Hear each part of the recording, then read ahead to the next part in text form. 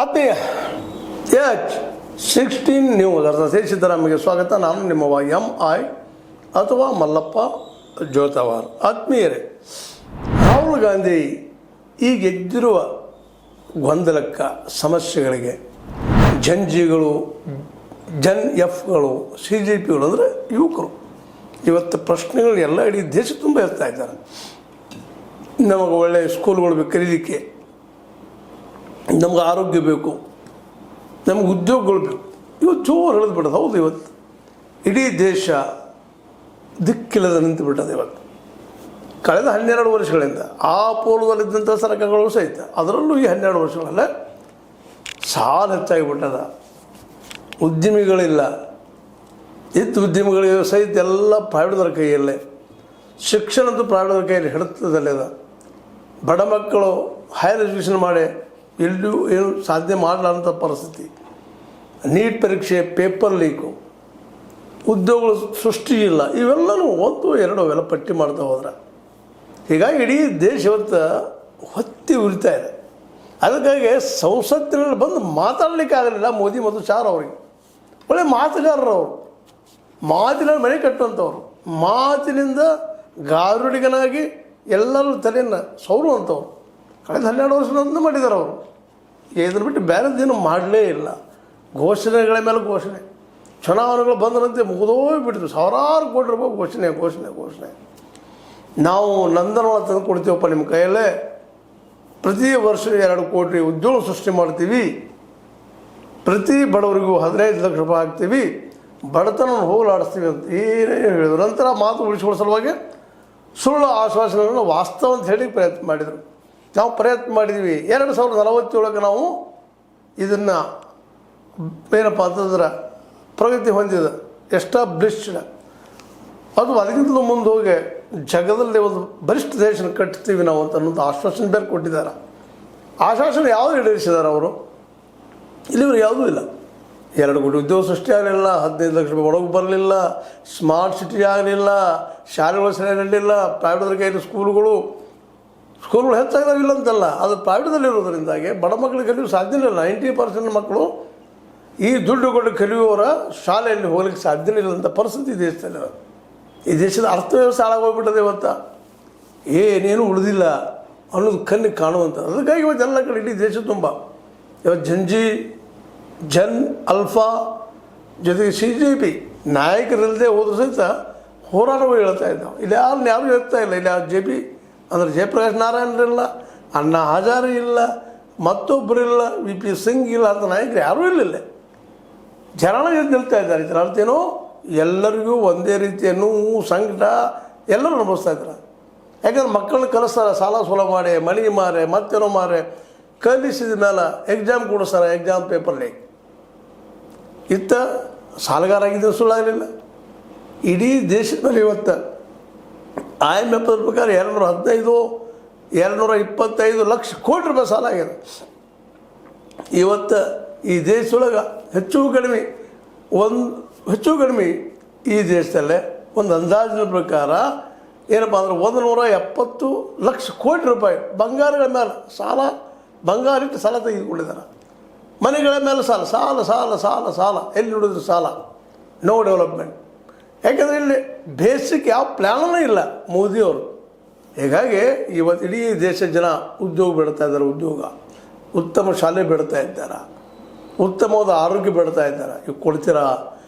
ಈಗ ರಾಹುಲ್ ಗಾಂಧಿಯವರು ಈ ಎಲ್ಲ ಸಮಸ್ಯೆಗಳನ್ನ ಎತ್ಕೊಂಡು ಇವತ್ತು ಹೋರಾಟ ಮಾಡ್ತಾ ಇದ್ದಾರೆ. ಯಾಕಂದರೆ ನಾಯಕರು ಇಲ್ಲ ಅಲ್ಲೇ. CJP, ಜನ್ ಅಲ್ಪಗಳಿಗೆ ಅದರ ನಾಯಕತ್ವ ತಾನು ತೆಗೆದುಕೊಳ್ಳಿಕ್ಕೆ ಹೊರಟಿದ್ದಾರೆ. ಇವತ್ತು 800 ಸಿಟಿಗಳಲ್ಲೇ ಈ ವಿದ್ಯಾರ್ಥಿಗಳ ಪರವಾಗಿ, ನೀಟ್ ಎಕ್ಸಾಮ್ದ ಪರವಾಗಿ, ಅಲ್ಲಿ ಭ್ರಷ್ಟಾಚಾರದ ಪರವಾಗಿ ಈ ನಮ್ಮ ರಾಹುಲ್ ಗಾಂಧಿಯವರು ಇವುಗಳನ್ನೆಲ್ಲ ತಪ್ಪದ ಇದು ನಿಲ್ಲಬೇಕು ಅಂತೇಳಿ ಅವರ ವಿರೋಧವಾಗಿ ಮಾತಾಡಲಿಕ್ಕೆ ಹೋಗ್ತಾ ಇದ್ದಾರೆ. ಇವತ್ತು ಮೋದಿಯವರ ಪ್ರಬಲ ವಿರೋಧಿಯಾಗಿ ಕಾಣಿಸ್ಕೊಳ್ತಾ ಇದ್ದಾರೆ. ಆದರೆ ಮೋದಿಯವರು ಸೋತಲ್ಲಿ ರಾಹುಲ್ ಗಾಂಧಿಯವರು ಗೆಲ್ತಾರ? ಹೌದು, ಕಾರ್ಪೊರೇಟ್ನಿಂದ ದೂರ ಸರಿದಿದ್ದಾರೆ. ಅದಾನಿ ಅಂಬಾನಿ ಅಂತ ಅಷ್ಟೇ ಮುಂದಿಟ್ಟುಕೊಂಡಿಲ್ಲ. ಇವತ್ತು ಅದಾನಿ ಜೊತೆಗೆ ಅವ್ರ ಸಂಬಂಧ ಸರಿಯಾಗಿಲ್ಲ, ಅಂಬಾನಿ ಜೊತೆಗೂ ಸರಿಯಾಗಿಲ್ಲ. ಒಪ್ಪಲು ಈ ಮಾತನ್ನು ಅದರ ಹೊಸ ಅರ್ಥನೀತಿ ತಂದ ಎಲ್ಲರಿಗೂ ಉದ್ಯೋಗ ಕೊಡುವಂಥ ಶಕ್ತಿ ನಿಜವಾಗಿಯೂ ರಾಹುಲ್ ಗಾಂಧಿಯವರಲ್ಲಿ ಇದನ್ನು ಈಗ ನೋಡ್ರಿ 800 ಪಟ್ಟಣಗಳಲ್ಲಿ ಅಥವಾ ಸಿಟಿಗಳಲ್ಲಿ, ದೇಶದ 800 ಸಿಟಿಗಳಲ್ಲೇ ಜಂಜಿ, ಜನ್ ಅಲ್ಫಾ ಮತ್ತು CJP ಅವರ ಪರವಾಗಿ ಹೋರಾಟ ಮಾಡುವಂಥ ಒಂದು ನಿರ್ಧಾರ ಕೈಗೊಂಡಿದ್ದಾರೆ. ಅದರ ಬೇಡಿಕೆ ಏನು? ಎಲ್ಲರಿಗೂ ಉದ್ಯೋಗ ಬೇಕಪ್ಪ, ಎಲ್ಲರೂ ಕಲಿಬೇಕಪ್ಪ, ಫ್ರೀ ಎಜುಕೇಷನ್ ಬೇಕಪ್ಪ, ಫ್ರೀ ಔಷಧಿ ಬೇಕಪ್ಪ ಅನ್ನುವಂಥ ಉಳಿದ ಬಗ್ಗೆ ಇಲ್ಲ ಅವ್ರಿಗೆ. ಇದು ಮುಖ್ಯ. ಇದು ಕೊಡಲಿಕ್ಕೆ ಆಗ್ತದಲ್ಲ ರಾಹುಲ್ ಗಾಂಧಿಯವರು. ಇದನ್ನು ವಿಚಾರ ಮಾಡೋ ಜೊತೆಗೆ ಈ ದೇಶದ ಅರ್ಥವ್ಯವಸ್ಥೆ ಎತ್ತರಿಸಬೇಕಾಗಿದೆ. ಇಲ್ಲಿ ಅರ್ಥದ ಮೂಲನ ಮುರಿದೋಗೋದು ಬಿಟ್ಟಿದ್ದಾರೆ. ಏನೋ ಮಿಕ್ಸ್ಡ್ ಎಕನಾಮಿ ಹಿಡ್ಕೊಂಡು ನೇರು ಅವರು ಕೆಲವೊಂದಿಷ್ಟೇನೋ ಪಬ್ಲಿಕ್ ಸೆಕ್ಟರ್ದಲ್ಲೇ ಇನ್ನುಳಿದ ಕೆಲವೊಂದಿಷ್ಟು ಫ್ಯಾಕ್ಟ್ರಿಗಳನ್ನು ಕಟ್ಟಿದ್ರು, ಮಾಡಿದರು. ಯಾವುದನ್ನು ಸಹಿತ ಮೋದಿಯವರು ಕೊಟ್ಬಿಟ್ಟಿದ್ದಾರೆ. ಇವತ್ತು ಮರಳಿ ತೊಗೊಳ್ಳಿಕ್ಕೆ ಆಗ್ತದನ, ಮರಳಿ ಅಂಥ ದೇಶ ಕಟ್ಟಲಿಕ್ಕೆ ಆಗ್ತದನ, ಮತ್ತು ಅಷ್ಟು ಕಟ್ಟಿದರೆ ಎಲ್ಲರಿಗೂ ಉದ್ಯೋಗ ಸಿಗ್ತದ ಅನ್ನೋ ಸಹಿತ ಸಿಗ್ತದೇನೋ ಅನ್ನುವಂಥ ಪ್ರಶ್ನೆ ಇವತ್ತಿದ್ದಾವೆ. ಅದಕ್ಕಾಗಿ ರಾಹುಲ್ ಗಾಂಧಿಯವ್ರ ಮುಂದೆ ಒಂದು ಬಿಗ್ ಚಾಲೆಂಜ್ ಇದೆ ಇವತ್ತು. ಈ 12 ವರ್ಷಗಳಲ್ಲಿ ಜೊತೆಗೆ ತಾವು ಹಿಂದೆ ಮಾಡಿದ ತಪ್ಪುಗಳು, ತಮ್ಮ ಪಕ್ಷದವರು ಮಾಡಿದ ತಪ್ಪುಗಳಿಂದಾಗಿ ಇವತ್ತು ಮುಪ್ಪರಿಗಳು ಇಡೀ ದೇಶ ಸಮಸ್ಯೆಗಳಿಂದ ಒದ್ದಾಡ್ತಾ ಇದೆ. ಎಲ್ಲ ಮಕ್ಕಳಿಗೆ ಉದ್ಯೋಗ ಬೇಕಾಗಿದೆ. ಇವತ್ತು 15-16 ವಯಸ್ಸಿನ ಮಕ್ಕಳು ಹಿಡ್ಕೊಂಡು 20 ಮತ್ತು 30 ವರ್ಷ ಅಥವಾ 35 ವರ್ಷದ ಒಳಗಿನವ್ರಿಗೆ ಎಲ್ಲರಿಗೂ ಯುವಕರಿಗೆ ಇವತ್ತು ಉದ್ಯೋಗಗಳು ಬೇಕಿದಾವೆ. ಉದ್ಯೋಗ ಕೊಡಲಿಕ್ಕೆ ಆಗ್ತದಲ್ಲ. ಅದೇ 40 ಕೋಟಿ ವಿದ್ಯಾರ್ಥಿಗಳಿದ್ದಾರೆ, ಅಥವಾ ಈ ಜಂಜಿಗಳು, ಅದು CJP ಅವರಿದ್ದಾರೆ. ಆ 40 ಕೋಟಿ ಯುವಕರಿಗೆಲ್ಲ ಉದ್ಯೋಗ ಕೊಡೋದು ಶಕ್ತಿ ರಾಹುಲ್ ಗಾಂಧಿಯವ್ರಿಗೆ ಇದ್ದಾನೆ. ಅದು ಸದ್ಯ ಇವತ್ತು ಭಾಳ ಪ್ರಮುಖ ಪ್ರಶ್ನೆ ಕಾಡ್ತಾ ಇದೆ. ಯಾಕೆಂದರೆ ಮೋದಿ ಅವರು ಈಗಾಗಲೇ ಈ ದೇಶದ ಅರ್ಥವ್ಯವಸ್ಥೆಯ ಏನು ಉಳಿದಿಲ್ಲ ಅಲ್ಲಿ ಸಾಲ ಮಾಡೋದು, ಇದ್ದ ಮನೆ ಮೇಲೋ ಬಂಗಾರ ಮೇಲೋ ಒತ್ತೆ ಹೋಗಿದ್ದು ತಿನ್ನೋದು, ನಾವು ಗೆದ್ದಪ್ಪ ಅಂತ ಹೇಳುವಂಥದ್ದು. ಕೇವಲ 5-6% ಜನ ಮಾತ್ರ ಸಾಲಿಲ್ಲದಂಗೆ ಬದುಕ್ತಾ ಇದ್ದಾರೆ. ಉಳಿದವರೆಲ್ಲರೂ ಮಧ್ಯಮ ವರ್ಗಿರಲಿ, ಏನೂ ಇರಲಿ. ಈಗ ಮಗನಪ್ಪ MBBS ಕಲಿಸ್ಬೇಕಾಯ್ತು, ಮಧ್ಯಮ ವರ್ಗದ ಪ್ರೊಫೆಸರ್ ಅದಾರ ಅಂತ ಇಟ್ಕೊಳ್ರಿ, ಯಾವುದೋ ಅಂತ ಇಟ್ಕೊಳ್ರಿ, ಅವ್ರ ಕೋಟಿಗಳಲ್ಲಿ ಎಲ್ಲಿ ತರೋದ್ರಿ, ಲಕ್ಷಗಳಿಗೆ ಎಲ್ಲಿ ತರೋ. ಆಗ ಅನಿವಾರ್ಯ ಬ್ಯಾಂಕ್ ಸಾಲ ಮಾಡೋದು, ತಮ್ಮ ಸ್ಯಾಲರಿ ಸೆಟಿ ಮೇಲೆ ಸಾಲ ಮಾಡೋದು, ಮನಿ ಮೇಲೆ ಸಾಲ ಮಾಡೋದು, ಹೊರಗಳ ಮೇಲೆ ಸಾಲ ಮಾಡೋದು, ಸಾಲ ಸಾಲ ಸಾಲ ಸಾಲ ಸಾಲ ಸಾಲ ಬದುಕ ಸಾಲ ಅಂದಾಗ ಹೆಂಗೆ ಬದುಕೋದು? ಎಲ್ಲ ನೆಲೆಗಟ್ಟಿನಲ್ಲೇ ಇವತ್ತು ರಾಹುಲ್ ಗಾಂಧಿ ಅವ್ರಿಗೆ ಒಂದು ದೊಡ್ಡ ಚಾಲೆಂಜ್, ಬಿಗ್ ಚಾಲೆಂಜ್ ಅದ. ಮೋದಿ ಮತ್ತು ಶಾ ಅವರು ಏನು 12 ವರ್ಷ ಇಡೀ ದೇಶದ ಅರ್ಥವ್ಯವಸ್ಥೆಯನ್ನು ದಿವಾಳಿ ಎಬ್ಬಿಸಿದ್ದಾರೆ. ಆ ದಿವಾಳಿ ಆದಂಥ ಅರ್ಥವ್ಯವಸ್ಥೆಗೆ ಮರು ಜೀವನ ನೀಡೋದು ನಾವು ನೀವು ಅಂದ್ಕೊಂಡಷ್ಟು ಸುಲಭಿಲ್ಲ. ಅದಕ್ಕೆ ಮತ್ತೆ ಗಾಂಧೀಜಿಯವ್ರ ಫಿಲಾಸಫಿ ಇವ್ರು ಬರಬೇಕಾಗ್ತದೆ. ಈ ಜನ ಒಪ್ಪಬಹುದಾ? ಇವತ್ತು ಅನೇಕ 90% ಜನ ಉಪವಾಸ ಬಿದ್ದು ಸಾಯ್ತಾ ಇದ್ದಾರೆ. ಏನೋ ಒಂದು 5 ಲಕ್ಕಿ ಸಿಗ್ತದೆ ಅಂತ ತಿಳ್ಕೊಂಡು ಏನೋ ಬದುಕು ಮಾಡ್ತಾಯಿದ್ರೆ ಇಲ್ಲಂತಲ್ಲ. ಅದರಿಂದ ಎಷ್ಟು ಮಟ್ಟಿಗೆ ಉಪಯೋಗ ಆಗ್ತದೆ, ಎಷ್ಟು ಸಿಗ್ತದೆ ಅನ್ನೋ ಸಹಿತ ಇವತ್ತು ಬಹುದೊಡ್ಡ ಪ್ರಶ್ನೆ ಆಗ್ಯದ. ಏನೋ ಆಗಲಿ ರಾಹುಲ್ ಗಾಂಧಿ ಅವರು ಇದನ್ನು ಚಾಲೆಂಜ್ ತೆಗೆದುಕೊಂಡಿದ್ದಾರೆ. ಅದರಲ್ಲೂ ಈ ಜಂಜಿಗಳು ಮತ್ತು ಅದೇ ಕಾಲಕ್ಕೆ ಅಲ್ಪಾಗಳು ಜೊತೆಗೆ ಈ CJP ಜನ ಇವತ್ತು ಒಂದು ರೀತಿಯಿಂದ ರಾಹುಲ್ರ ಹೋರಾಟಕ್ಕೆ ಬೆನ್ನೆಲುಬಾಗೋದೇನೋ ನಿಜ.